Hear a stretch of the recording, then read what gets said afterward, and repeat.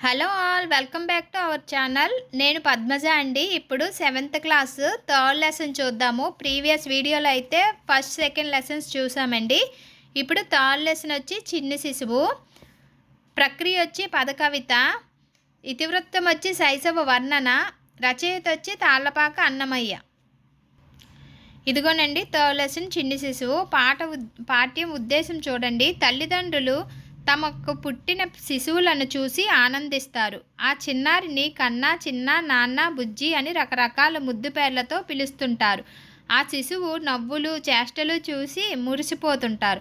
అలా అన్నమయ్య బాలకృష్ణుని బాల్యాన్ని ఊహించాడు. దానిని వర్ణించిన తీరును చెప్పడమే పాఠ్యాంశ ఉద్దేశం. రచయిత వచ్చి తాళ్లపాక అన్నమాచార్యులండి. నేను ప్రీవియస్ వీడియోలో అయితే కవి పరిచయాలు పెట్టాను, చెక్ చేయండి. ప్రక్రియ అండి వచ్చి పద కవిత, ఇతివృత్తం వచ్చి శైశవ వర్ణన, చిన్ని శిశువు.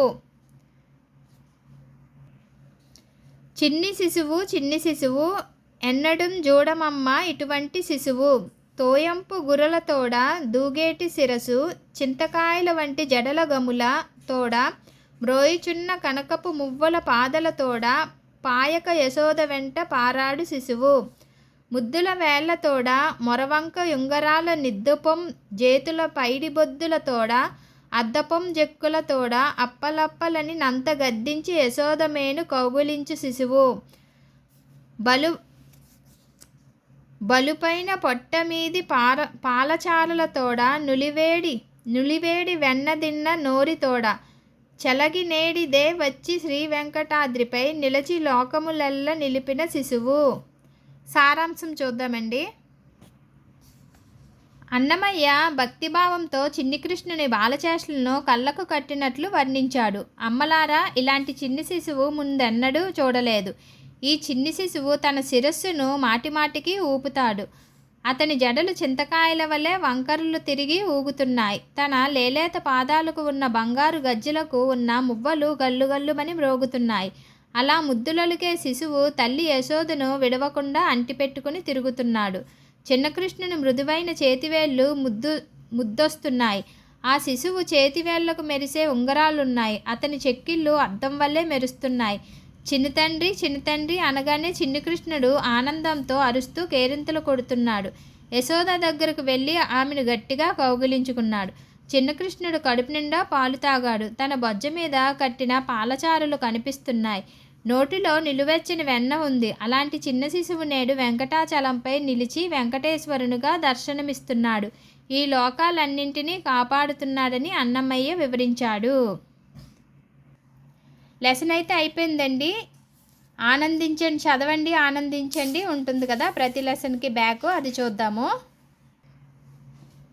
సత్యవ్రతం అని ఇచ్చారండి. ప్రహ్లాదుడి కథ చూడండి. నారాయణ నారాయణ అని ఉచ్చరిస్తుంటావు.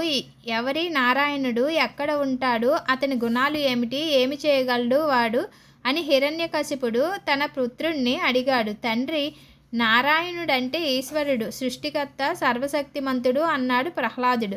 చాలించి నీ ప్రలాపం. తండ్రికి కోపం వచ్చింది. లేదు తండ్రి, ఇది సత్యం. ఆయన సర్వవ్యాపకుడు, సర్వజ్ఞుడు, సర్వశక్తిమంతుడు. నేనే సర్వశక్తిమంతుణ్ణి. మూర్ఖుడా, నేనే ఈశ్వరుణ్ణి. నారాయణ నారాయణ అనే జపం మాని ఇక నుండి నీవు నా నామాన్ని జపించాలి, తెలిసిందా? లేదు, మీరు నాకు తండ్రి, పూజ్యులు, కానీ నేను మీ నామాన్ని జపించలేను. మిమ్మల్ని తండ్రిగా గౌరవించగలను అన్నాడు ప్రహ్లాదుడు. రాజైన హిరణ్యకశిపుడు ప్రహ్లాదుని కష్టాలకు లోను చేసి చంపవలసినదిగా మంత్రిగారిని ఆదేశించాడు. ప్రహ్లాదుని సముద్రంలో ముంచారు. కొండపై నుండి క్రిందకు తోశారు. కానీ ప్రహ్లాదునికి ఏమీ కాలేదు. హలికాదేవి ప్రహ్లాదుని తీసుకొని అగ్నిలో దూకింది. ఆమె అగ్నిలో దూకి భస్మమైంది. కానీ ప్రహ్లాదుడు క్షేమంగా ఉన్నాడు. చివరికి మళ్ళీ ప్రహ్లాదునికి నచ్చచెప్పాలని ప్రయత్నించారు. కానీ అతను అంగీకరించలేదు. అతని నోటి నుండి కేవలం నారాయణ నారాయణ అనే మాటలు మాత్రమే వస్తున్నాయి. అప్పుడు హిరణ్యకశిపుడు, ఈ స్తంభంలో నారాయణ్ణి చూపించగలవా అని ప్రహ్లాదుని ప్రశ్నించాడు.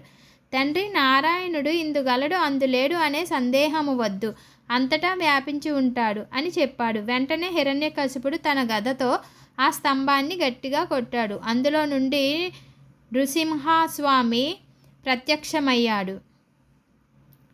ప్రత్యక్షమైనాడు. ఆయన ప్రహ్లాదుని తండ్రి అయిన హిరణ్యకశిపుని వధించాడు.